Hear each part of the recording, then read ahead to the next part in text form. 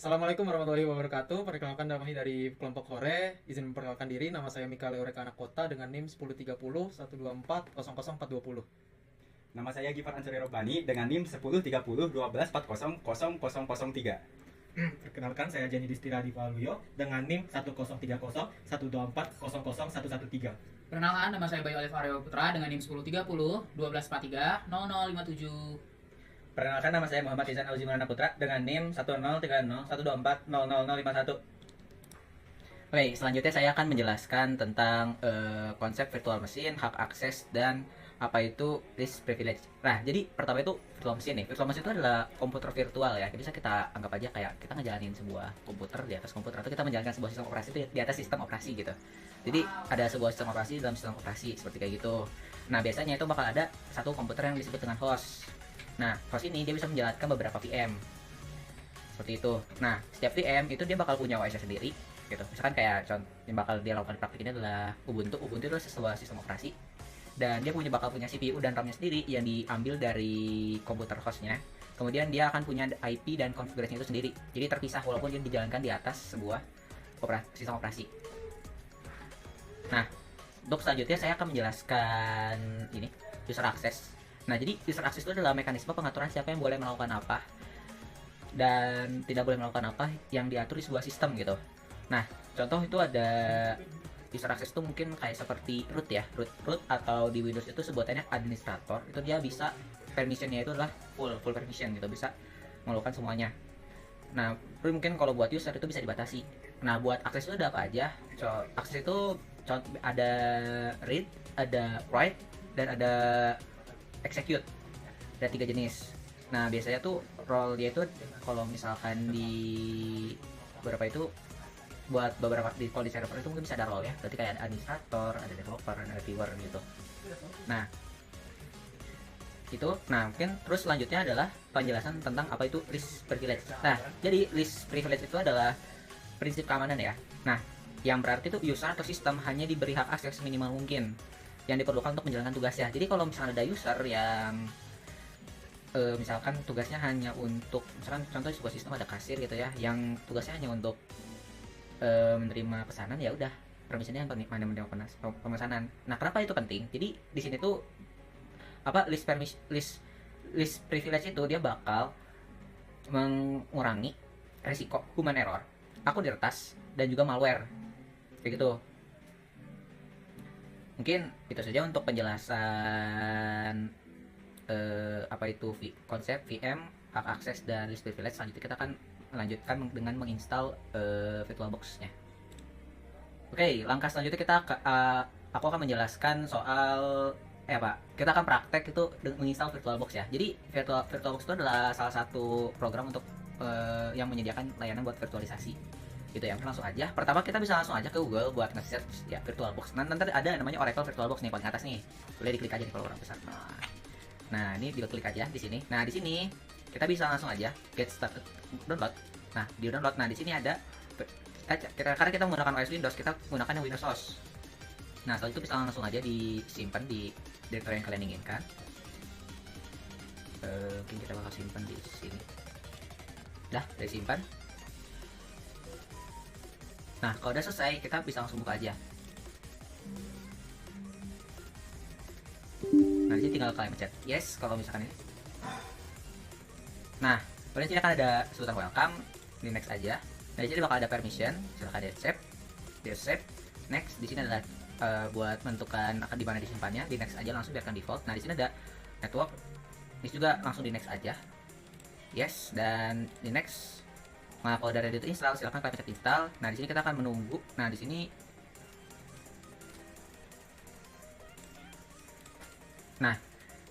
Nah, kenapa di sini interrupt? Jadi itu sebenarnya kita udah punya VirtualBox ya di sini gitu. Jadi ntar setelah langkah yang tadi itu tinggal next aja. Setelah selesai itu tinggal di finish dan VirtualBox sudah siap digunakan. Oke, untuk langkah selanjutnya kita akan mensimulasikan untuk menginstalasi Ubuntu di dalam VirtualBox.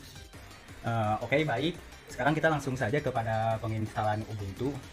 Langsung saja kita ke mesin, new. Kita beri nama Ubuntu 5 saja. Oke, kita next. kita setting ini di 4 GB. Kita langsung saja create, langsung saja next, dan create. Oke, setelah ini kita langsung ke setting, kita ke display. Ini video memori kita jadikan 128 MB, dan jangan lupa untuk mencentang 3D akselerasinya. Setelah itu kita ke sistem, ke prosesor, kita buat prosesornya menjadi 2 saja. Lalu ini oke, sudah. Lalu kita ke storage, kita ke controller IDE, buka yang empty ini. Lalu kita buka optical drive-nya untuk menyambungkan kepada Ubuntu-nya. Kita pilih choose yang ini. Nah, kita pilih ini Ubuntu dan open. Lalu kita oke saja.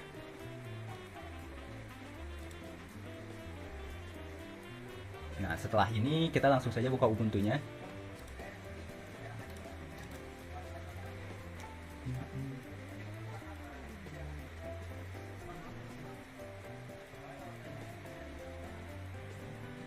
Kita langsung saja install Ubuntu-nya, enter.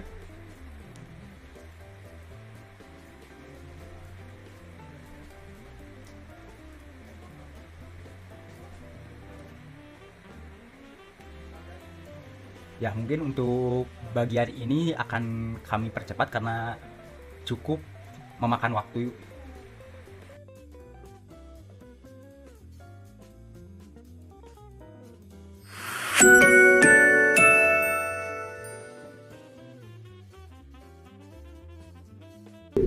Nah, oke. Setelah ini kita konfigurasi dulu, sesuaikan dengan diri kita. Di sini saya akan menggunakan bahasa Inggris. Lalu untuk keyboardnya ya kita Inggriskan saja. Nah, oke. Setelah ini kita ya pilih normal installation saja. Oke. Kita continue.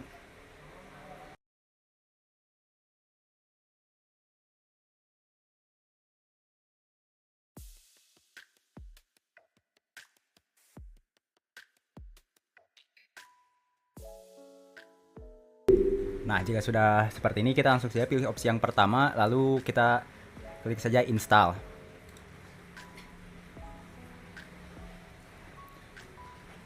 Kita klik continue.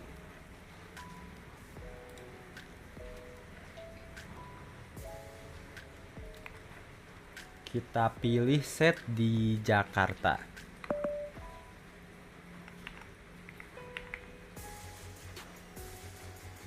Jakarta time. Setelah itu continue. Kita beri nama ini Hore saja. Hore.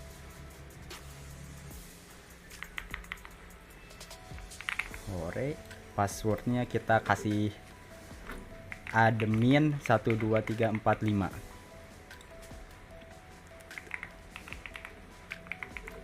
Nah, jika sudah seperti ini, kita langsung saja continue.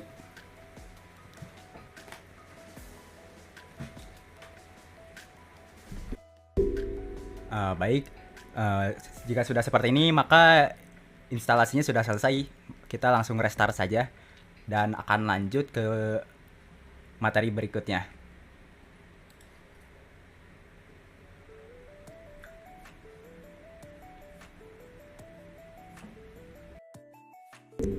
Nah, oke.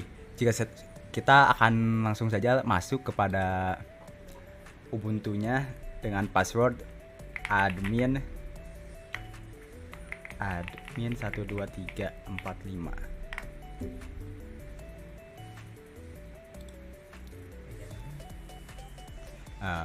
Baik, kita akan lanjut ke pembahasan berikutnya. Oke, di sini saya akan menjelaskan cara membuat user. Pertama, cara membuat user adalah ketik dulu sudo. Di sini ketik sudo user. Di sini kita buat admin. admin 123 untuk passwordnya. Oke. Setelah itu kita buat stop. Sini berarti admin 123.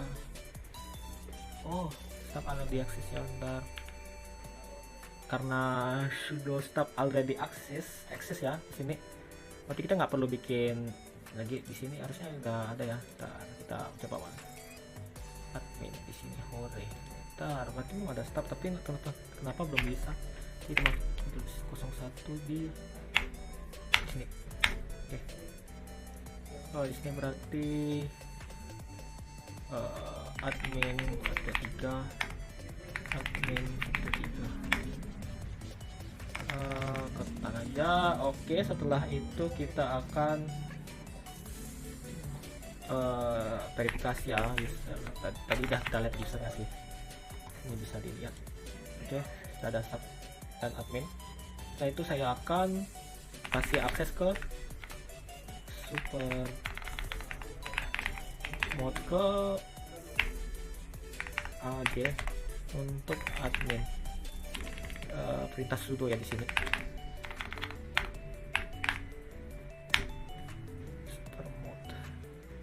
User mode sorry. Di sini harusnya user mode. Oke, setelah itu kita akan cek di groups admin ya. Oke, admin sudah masuk. Kita akan buat dulu folder ya di sini. Berarti kita masuk dulu ya ke, berarti kita ke SU ya berarti. Atau kalau mau cepat sudo, berarti di sini adalah home admin, di sini rahasia, ini berarti rahasia. Nah, di sini oke. Ntar, oh ya, sudo make directory ya, berarti make directory, lupa. Oke, setelah itu sudo touch. Di sini kita bikin rahasia txt. Oke, nanti kita ubah kepemilikannya di sudo sound admin sama dengan admin untuk home admin rahasia. Oke, setelah itu kita sudo chmod 700 untuk home admin rahasia. Dan kita bisa cek verifikasinya di ls ld home admin rahasia. Dan kita tidak bisa akses karena kita tidak di mode adminnya. Tapi kita bisa bypass dengan menggunakan sudo di sini.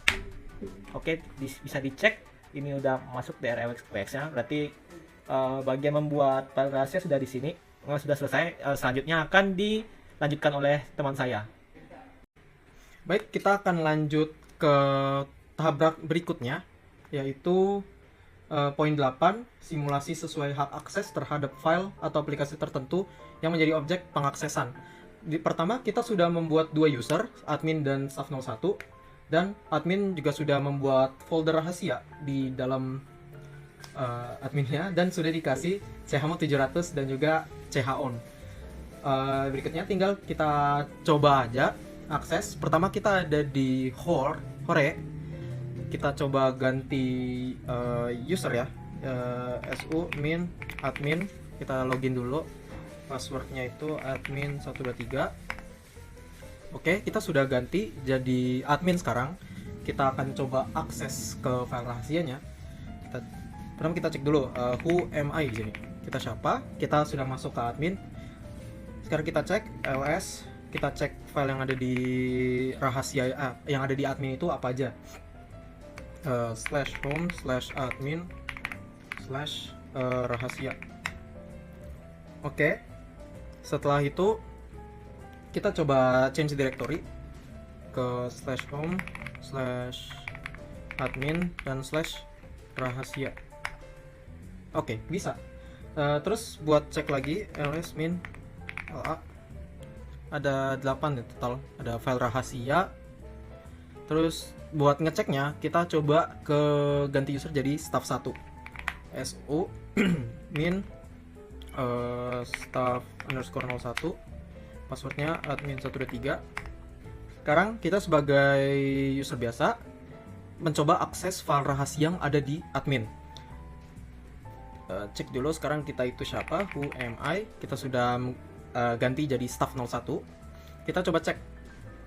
Kita coba cek ls min ld/home/admin/rahasia. Apakah kita bisa mengakses, melihat file-file yang ada di rahasia, yang file-file yang ada di admin?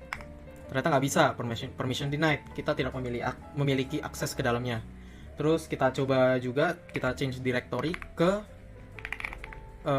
admin rahasia. Apakah bisa, atau permission denied juga?